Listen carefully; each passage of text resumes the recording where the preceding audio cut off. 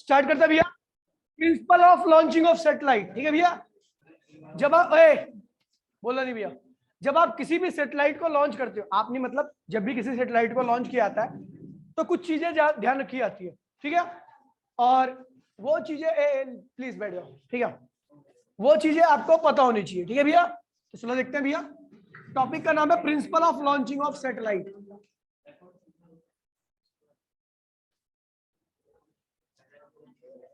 देखिए please, principle of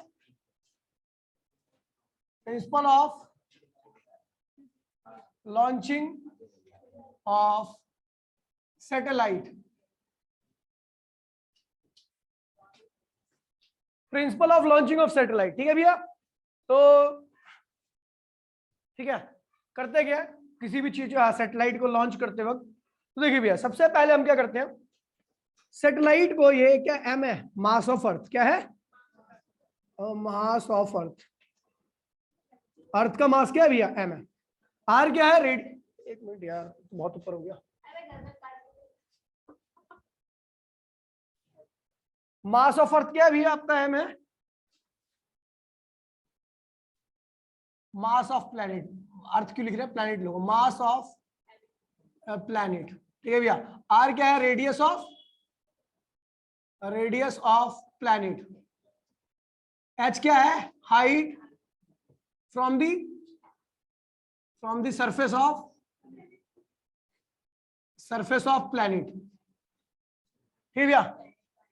surface of planet से height कितनी भैया आपकी, एच है, मैं लिया।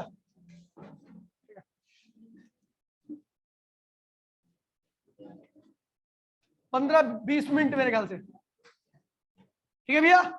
तो देखिए ध्यान दीजिए प्लीज, ठीक है। ये सेंटर है, इसका रेडियस क्या है भैया, आर है, ठीक है। यार थोड़ा इधर बनाता हूं मैं,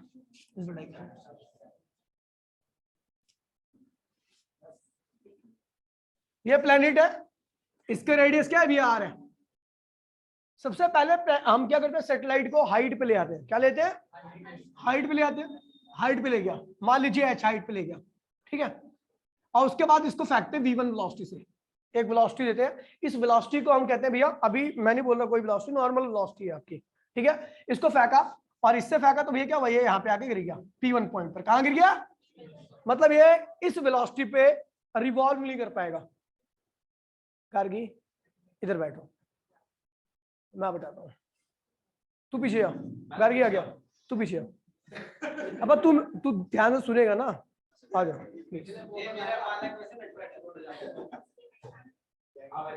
जल्दी गार्गी प्लीज।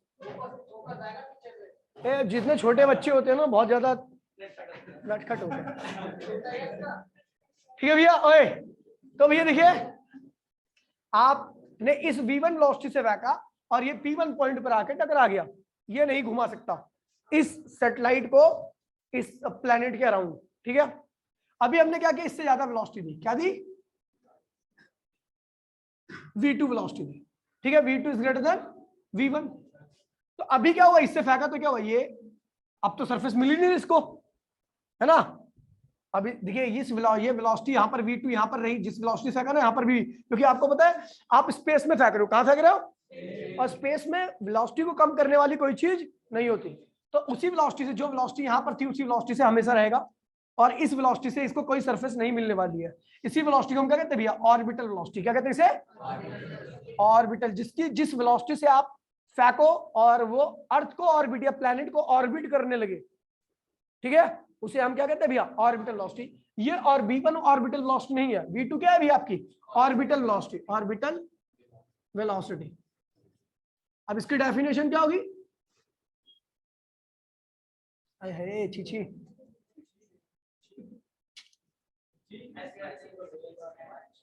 भैया। तो ये वेलोसिटी क्या कहलाती है, ऑर्बिटल वेलोसिटी। जिस वेलोसिटी से कोई भी प्लेनेट कोई सैटेलाइट किसी प्लेनेट को क्या करता है, ऑर्बिट करता है, ठीक है, ऑर्बिटल वेलोसिटी कहते हैं, ठीक है भैया। अब देखिए इसकी प्लीज देखिए, ठीक है। तो आपको पता है भैया, अब कोई भी चीज घूमती है तो उसको घुमाने के लिए ये वेलोसिटी तो ये वेलोसिटी तो हमेशा इसके पास यही रहेगी। यहां पर भी पहुंचेगा सैटेलाइट, फिर भी क्या होगी, ऑर्बिटल वेलोसिटी। सैटेलाइट का मास कितना एम है, कितना है एम है। एम क्या है, mass of satellite, mass of satellite. ये यहां पे पहुंचेगा सैटेलाइट, फिर भी इसकी वेलोसिटी क्या होगी, वीओ ही रहेगी, और वीओ मतलब v2, ठीक है भैया। और इसी वेलोसिटी से लगातार ये घूमता रहेगा, इसी को हम ऑर्बिटल वेलोसिटी बोल रहे हैं। आपको बता दो भैया, किसी भी सैटेलाइट को घुमाने के लिए आपको याद होगा ये सर्कुलर मोशन कर रहा है, कैसे कर रहा है, और सर्कुलर मोशन के लिए एक फोर्स की रिक्वायरमेंट होती है जो सर्कुलर पाथ प्रोवाइड करती है, that is called centripetal force. क्या कहते हैं उसे भैया, तो the given satellite moves in a circular path, so it required centripetal force, ठीक है, centripetal, which is provided by gravity of planet, कह रहा भैया किसी भी चीज को घूमने के लिए एक पाथ, वेलोसिटी नहीं, सेंट्रीपिटल फोर्स मैंने आपको बता रखा है वेलोसिटी प्रोवाइड नहीं करता, केवल पाथ प्रोवाइडर होता है, याद है मैं लिखवाया था सेंट्रीपिटल फोर्स क्या होता है, पाथ प्रोवाइडर, वेलोसिटी प्रोवाइडर नहीं होता, ठीक है भैया। तो ये केवल पाथ प्रोवाइड, क्यों, क्योंकि पकड़ के रखा हुआ है, ये बकरी है, बधी हुई है, इसको काटने के लिए दौड़ो तो क्या होगा, ये घूमेगी, भागेगी, गले में रस्सी की वजह से भाग नहीं सकती, इससे बाहर, गले में रस्सी की वजह से ये बाहर नहीं भाग सकती, इसी पाथ में घूमती रहेगी, बचाने के लिए कहां घूमेगी, इसी में, समझ गए भैया। रस्सी ने क्या कर रखा है, इसको पाथ में, सर्कुलर पाथ में बांध के रखा है, रस्सी टूट गई तो सीधा निकल जाएगी। यहां पर ये ग्रेविटी भी क्या कर रही है, इसे इसको बांध के रखा हुआ है, अगर ग्रेविटी हट जाएगी तो प्लेनेट क्या होगा, सीधा निकल जाएगा ऐसे, ठीक है, जैसे चल रहा है, ऐसे होगा तो ऐसे निकल जाएगा, ऐसे होगा तो ऐसे निकल जाएगा, ऐसे होगा तो ऐसे निकल जाएगा। मतलब इसको बांधने वाला सेंट्रीपिटल फोर्स, और सेंट्रीपिटल फोर्स कौन प्रोवाइड कर रहा है भैया, ग्रेविटी, कौन प्रोवाइड कर रहा है, ग्रेविटी ऑफ प्लेनेट, ठीक है भैया। तो इसका मतलब सेंट्रीपिटल फोर्स बराबर में क्या हो गया भैया, ग्रेविटी ऑफ प्लैनेट। और एक्चुअल में ग्रेविटी क्या होती है भैया, तो ग्रेविटेशनल फोर्स होता है, क्या होता है भैया। अगर मैं सेंट्रीपिटल फोर्स को लिखूं तो यहां पे लिखता हूं, यहां पे एक्सप्रेशन कर रहा हूं, सेंट्रीपिटल फोर्स क्या होता है, मास ऑफ रोटेटिंग ऑब्जेक्ट, क्या है मास उसका, सैटेलाइट रोटेट कर रहा है ना, तो उसका मास कितनी वेलोसिटी से, ऑर्बिटल वेलोसिटी से, कितनी वेलोसिटी से रोटेट कर रहा है, ऑर्बिटल से, और कितनी रेडियस में कर रहा है, तो r प्लस एच से, r प्लस, यही तो है। सेंट्रीपिटल फोर्स का फॉर्मूला होता है, जिसको नहीं पता बता दूं, होता है mv² अपॉन में r। m क्या है, मास ऑफ प्लेनेट, v क्या है, ऑर्बिटल वेलोसिटी, और r क्या है, separation in between their centre, तो सेंटर के बीच का r प्लस h ही तो हो गया सेपरेशन, समझ गए। तो यहाँ पे r प्लस, अच्छा ये किसके बराबर होगा, ग्रेविटी ऑफ प्लेनेट, यानी ग्रेविटेशन फोर्स के बराबर होगा, और उसको हम क्या लिखेंगे, g m small m upon में r प्लस h का होल स्क्वायर। ग्रेविटी तो यही होती है, ग्रेविटेशन फोर्स ही होता है ग्रेविटी, ठीक है। अब देखिए भैया, m से m कट मर गया, ये और ये कट मर गए, तो अपने पास क्या हुआ, ऑर्बिटल वेलोसिटी क्या गई, अंडर रूट gm अपॉन में r प्लस h। अरे ये हो गया, ये ऑर्बिटल वेलोसिटी की क्या आ गई, एक्सप्रेशन आ गई, क्या आ गई। अभी अपने को पता है कि हम सैटेलाइट को कितनी हाइट पे रखते हैं, तो हमारा जो ये स्पेस स्टेशन है वो भी एक सैटेलाइट है, ठीक है, इंटरनेशनल स्पेस स्टेशन, जिसकी हाइट मात्र है 400 किलोमीटर, जमीन से दिखता नहीं है क्योंकि 400 किलोमीटर काफी ज्यादा है, ठीक है भैया। और जो बाकी दूसरे जो सैटेलाइट होते हैं अलग अलग वर्क काम के लिए, ठीक है, उनको अलग अलग ऑर्बिट में छोड़ा जाता है, ठीक है, जो स्पेस पे नजर रखते हैं, स्पेस की गतिविधियों को देखते हैं, ठीक है, वो सैटेलाइट काफी ज्यादा हाइट पे रखे जाते हैं, जिनकी हाइट क्या होती है 6,000 किलोमीटर, या कोई कोई तो 1-1 लाख। जो इस वक्त आपका जेम्स वेब टेलीस्कोप है, सुना होगा किसी ने, ठीक है, इस वक्त का सबसे लेटेस्ट और एडवांस टेलीस्कोप है, उसकी जो ऑर्बिट है 3,84,000 किलोमीटर, मतलब चांद से भी दूर है वो, ठीक है, धरती से, ठीक है। तो अलग अलग सैटेलाइट को अलग अलग ऑर्बिट में रखा जाता है, ठीक है भैया। ये होती है उसकी ऑर्बिटल वेलोसिटी। ये क्या है भैया, दूरी, ये क्या, जिस प्लैनेट के अराउंड में घूम रहा है उसका मास, ठीक है। अच्छा कंडीशन मैं यहाँ पे कर दूं, condition if r is much be greater than, इसकी ऊपर जाओ भैया, इसके लिए ऊपर जाओ, ठीक है। तो if r is much be greater than h, मतलब कि हमने एक ऐसा सैटेलाइट बनाया है जो एक्चुअल में बहुत क्लोजली रिवॉल्व कर रहा है अर्थ के आसपास, तो उसकी हाइट क्या होगी, बहुत कम होगी, तो उस केस में रेडियस क्या होगी, बहुत बड़ी होगी। तो r, ये आटे की बोरी, ये क्या है, चुटकी भर आटा, तो आटे की बोरी प्लस चुटकी भर आटा बराबर में आटे की बोरी, सो दैट हम क्या लिखेंगे, ऑर्बिटल वेलोसिटी प्लस में क्या होगा, gm अपॉन में आटे की बोरी, r, यही तो, ठीक है भैया। तो फटाफट फोटो ले भाई।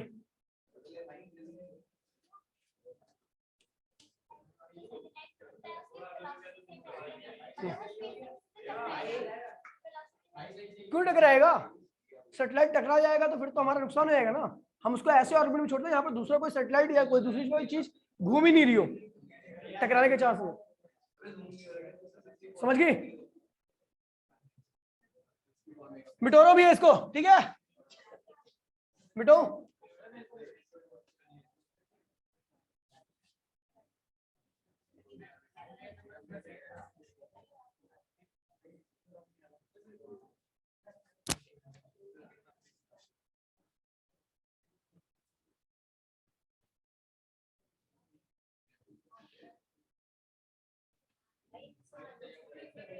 ओए चुप हो जाओ, ठीक है। तो ये ऑर्बिटल वेलोसिटी हमने निकाल दिया, थोड़ा कैलकुलेशन करते हैं। देखिए भैया, ओए अब देखिए भैया, आपको पता जी अभी क्या निकाला orbital velocity, v equals to under root GM upon में आर। मैंने क्या, आप जानते वी नो जी क्या होता है, जीएम अपॉन में आर स्क्वायर, जीएम अपॉन में आर स्क्वायर। तो ये क्या होगा भैया, तो जीएम की वैल्यू क्या होगी, जी आर स्क्वायर, है ना। तो जीएम की वैल्यू हमारी क्या होगी, जी आर स्क्वायर। हमने यहां पर दिया ध्यान, ऑर्बिटल वेलोसिटी क्या होगा, वी इक्वल्स टू में जी आर स्क्वायर अपॉन में जी, सॉरी आर, आर से आर क्या हुआ, कट मार गया, तो अंडर रूट जी अपॉन में आर। मैं यहाँ पे एक कंडीशन रख रहा हूं, मैंने कहा satellite is very close to, क्योंकि हमने जो कंडीशन रखी है, ये जो एक्सप्रेशन आती है किस केस में, जब एस टेंस टू क्या हो जीरो, मतलब आज बहुत ज्यादा ना हो, एस की वैल्यू ना के बराबर हो। तो ये जो फॉर्मूला है ना, ये फॉर्मूला ये बता रहा है कि सैटेलाइट बहुत क्लोज है, तभी आप इस फॉर्मूले को अप्लाई कर सकते हो। वरना आपको जो मेन फॉर्मूला ऑर्बिटल वेलोसिटी का क्या है, जी एम अपॉन में आर प्लस एच। लेकिन जब सैटेलाइट बहुत क्लोज होती है तो आप ये भी लिख सकते हो या ये भी लिख सकते हो। तो मैंने एक कंडीशन ली है, मैंने कहा satellite is very close to earth, तो इसका मतलब क्या है, एच उसके केस में क्या है, जीरो है। तो आप इस फॉर्मूले और इस फॉर्मूले का इस्तेमाल करोगे। लेकिन जब सैटेलाइट कुछ कंसिडरेबल हाइट पर घूम रहा होगा तो आप इस फॉर्मूले का इस्तेमाल करोगे। समझ गए? अब देखिए, तो अगर ऐसा सैटेलाइट जो बहुत पास में घूम रहा है अर्थ के, मतलब चिपक के घूम रहा है, तो उसके कितनी वेलोसिटी देनी पड़ेगी, कितनी वेलोसिटी देनी पड़ेगी ताकि वो जमीन पे आके ना गिरे। तो देखिए भैया, वीओ इक्वल्स टू में अंडर रूट जी की वैल्यू क्या होती है 9.8, अर्थ की रेडियस क्या होती है 6.4 इंटू 10⁻⁶। सॉल्व कीजिए तो आएगा 5.11 किलोमीटर पर सेकेंड। मतलब अगर आप एक सैटेलाइट को इतनी वेलोसिटी दोगे जो अर्थ के बहुत पास में घूम रही है, तो वो कभी धरती पर नहीं गिरेगी, वो धरती के क्या होगा, चक्कर लगाती रहेगी। समझ गई? चलो भैया, ये हो गया आपकी ऑर्बिटल वेलोसिटी के बारे में, ठीक है। और हर प्लेनेट का अलग अलग ऑर्बिटल वेलोसिटी होती है, क्योंकि हर प्लेनेट की ग्रेविटी और रेडियस क्या होती है, अलग अलग होती है। ये डिपेंड करता है कि प्लेनेट का। समझ गया? अब आगे बढ़ते हैं भैया, बात करते हैं, ठीक है। समझ गया ऑर्बिटल वेलोसिटी, किसी को दिक्कत तो नहीं है? ठीक है। अभी इससे ही हम 2-3 चीजें और ड्राइव करने आ रहे हैं, ठीक है, कि एक सैटेलाइट किसी भी प्लेनेट के चारों ओर घूमने में टाइम कितना लगेगा। ठीक है, मिटो फोटो ले यार, फोटो ले।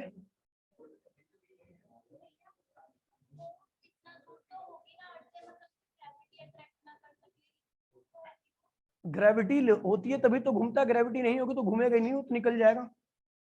कोई भी सैटेलाइट अगर घूम रहा है धरती के चारों ओर, तो उसका मतलब ग्रेविटी ने पकड़ के रखा हुआ उसे, ग्रेविटी नहीं फुर्र। समझ गई भैया? एक बार दोबारा से बताना भाई, क्या बताऊं बे, ये हो गया खत्म, इसके अलावा ज्यादा नॉलेज मत ले, वरना मेरे से ज्यादा जाएगा तेरे को। देखिए भैया, ओए टाइम पीरियड मतलब एक सैटेलाइट, नमस्ते भाई, धरती के चारों ओर परिक्रमा करने में कितना टाइम लगता है?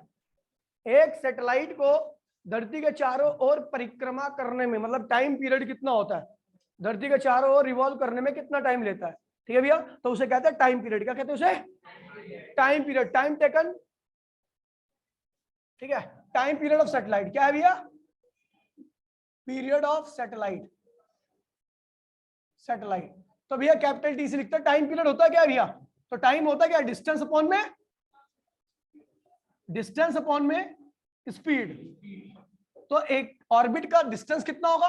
तो आर प्लस एच का, रेडियस क्या है इसकी, आर प्लस एच है ना, इस ऑर्बिट की रेडियस क्या है, आर प्लस एच है। तो डिस्टेंस क्या होगा, 2 पाई आर प्लस एच, सरकमफेरेंस हो गया ना 2 पाई आर, और आर यहां पर है ऑर्बिट की रेडियस आर प्लस। ठीक है, आर प्लस एच क्या है, ऑर्बिट रेडियस, ऑर्बिट रेडियस, और वेलोसिटी कितनी है भैया, ऑर्बिटल वेलोसिटी क्या है, तो इसको लिख दिया 2 पाई आर प्लस एच, और ऑर्बिटल वेलोसिटी क्या रखी है आपकी, जी एम अपॉन में आर प्लस एच। ठीक है भैया, इसको हम फर्दर सिंप्लीफाई करते हैं तो ये हो जाएगा आपका t इक्वल्स टू में, ये ऊपर जाएगा 2 पाई, उल्टा करो तो इसका होगा आर प्लस एच अपॉन में जी एम, और ये क्या होगा आर प्लस एच, क्या होगा, अब ये इसको अंदर भेजोगे तो स्क्वायर हो जाएगा, क्या होगा, अंडर रूट के अंदर भेजोगे तो ये होगा टाइम पीरियडिक कोर्स में क्या हो जाएगा 2 पाई आर प्लस एच का होल क्यूब हो जाएगा, क्योंकि ऑलरेडी आर प्लस एच है, ये भी जाएगा स्क्वायर की टर्म में होगा तो क्यूब हो जाएगा, और नीचे का होगा जीएम अपॉन में आर। ये टाइम पीरियड ऑफ क्या होता है भैया, सैटेलाइट होता है, सैटेलाइट इतने टाइम में किसी भी प्लेनेट के चारों ओर परिक्रमा पूरी कर लेगा, समझ गए भैया, कॉपी करो, ओ कॉपी नहीं फोटो लो। फिर आता भैया हो गया, अब आता फ्रीक्वेंसी ऑफ सैटेलाइट, ओए अरे यार चुप हो जाओ, फ्रीक्वेंसी ऑफ सैटेलाइट, नहीं भैया, ओए फ्रीक्वेंसी का मतलब क्या होता है, फ्रीक्वेंसी का मतलब होता है 1 सेकंड में नंबर ऑफ रिवॉल्यूशन, 1 सेकंड में इज नोन एज फ्रीक्वेंसी। ठीक है भैया, तो फ्रीक्वेंसी ऑफ सैटेलाइट एफ, तो इसी नंबर ऑफ रिवॉल्यूशन आर, और या फ्रीक्वेंसी का मतलब आरपीएम, आरपीएस हो गया, क्या हो गया, आरपीएस का मतलब क्या हो, राउंड पर सेकंड, मतलब 1 सेकंड में कितने राउंड लगा रहा है, that is called frequency. RPS से लिखते हैं, किससे लिखते हैं, ये डेफिनेशन होगी एक तरह से, लिखना मत आप डेफिनेशन में इसको, आरपीएस मतलब राउंड पर सेकंड। ठीक है भैया, तो फ्रीक्वेंसी होती है 1 बाय में टाइम पीरियड, टाइम पीरियड अभी क्या निकाला हमने, 1 बाय में टाइम पीरियड क्या निकाला, क्या था 2 पाई अंडर रूट में R plus H cube upon में जीएम, तो ये हो जाएगा, है कितना गंदा है ना, फ्रीक्वेंसी क्या होगा 1 बाय में 2 पाई अंडर रूट क्या होगा जीएम अपॉन में आर प्लस एच का होल क्यूब, ये फ्रीक्वेंसी होगी। फिर आती भैया एंगुलर फ्रीक्वेंसी, क्या आती भैया, बहुत ज्यादा चुचलेबाजी रहेगी, मैं तो पता नहीं क्या क्या निकाल दूंगा अभी।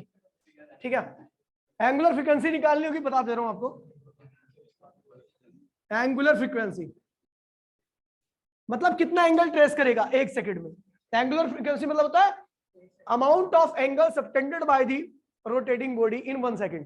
ठीक है भैया, तो ये होता है 2 पाई एफ, क्या होता है भैया, एफ की वैल्यू अपन को पता है, 2 पाई से मल्टीप्लाई कर दो, that is called angular frequency, इसको ओमेगा से लिखते हैं, किससे लिखते हैं, एंगुलर फ्रीक्वेंसी को एंगुलर वेलोसिटी भी कहते हैं, क्या कहते हैं, फोटो ले लीजिए, ये आपका principal of launching of satellite क्या हुआ, फिनिश। ठीक है, अब रुजा अभी लास्ट टॉपिक है,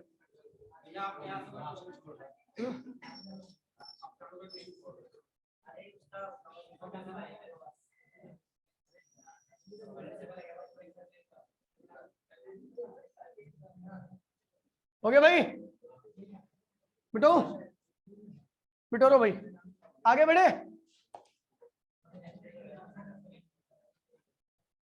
अगला टॉपिक क्या है भाई, लास्ट, हाँ टाइप ऑफ सैटेलाइट। ठीक है भैया, type of satellite,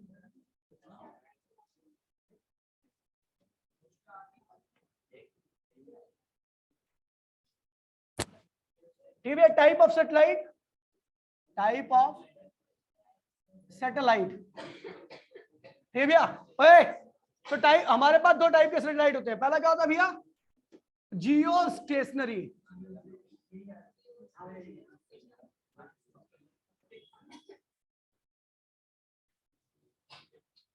Jio stationery satellite.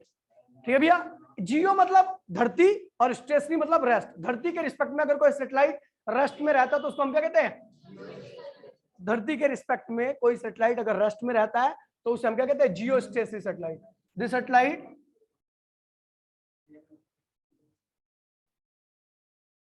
which is rest with respect to अर्थ, जो अर्थ के रिस्पेक्ट में रेस्ट में रहता है उसे हम क्या कहते हैं भैया, जियो स्टेशनरी सैटेलाइट, क्या कहते हैं इसे, ठीक है, मतलब आपको हमेशा एक जैसा ही दिखाई दे।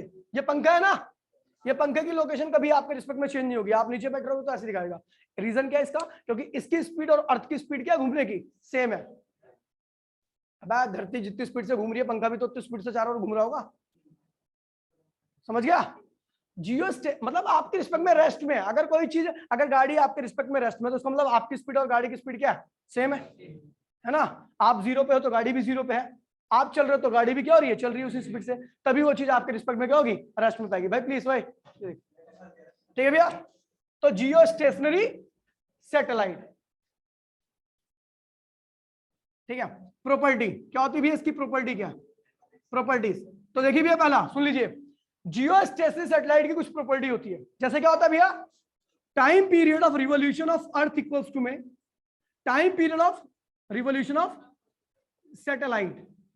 कह रहा भैया अर्थ की रिवोल्यूशन का टाइम पीरियड और सैटेलाइट का रिवोल्यूशन का टाइम पीरियड क्या होना चाहिए? दोनों एक ही टाइम में एक रिवोल्यूशन कंप्लीट करें, ठीक है। मैं यहां से अभी इस वक्त जिस वक्त हूं, ठीक है, 24 घंटे बाद फिर इसी धरती के इसी पोजीशन पे मिलूंगा।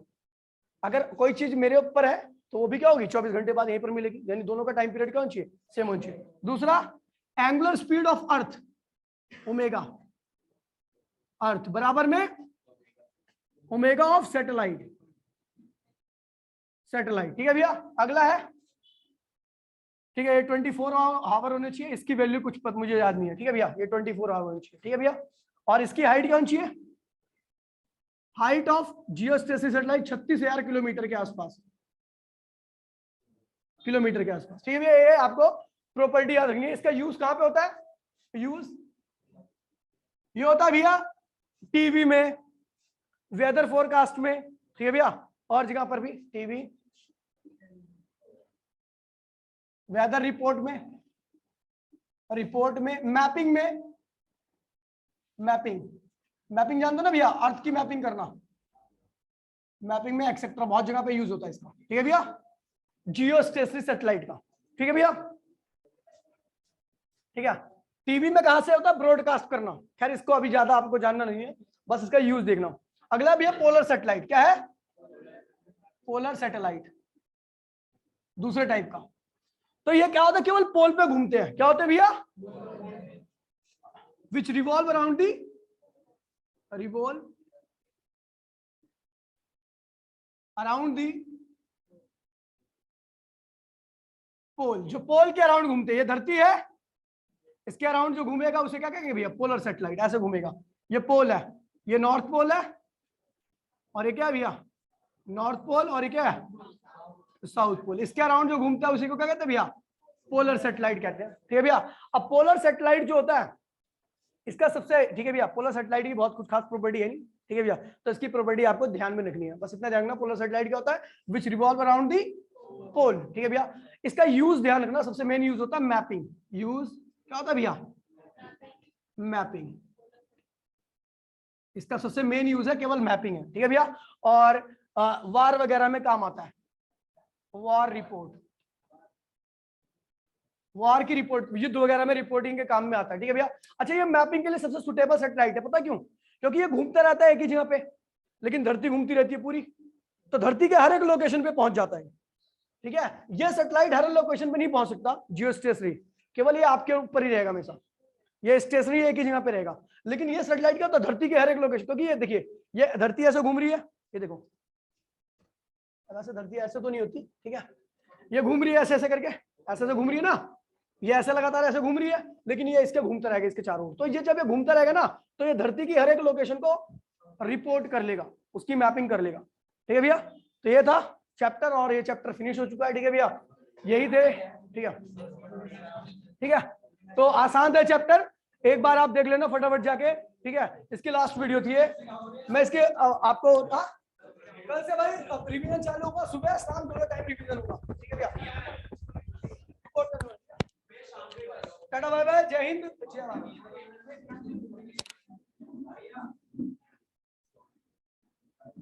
हाँ भाई।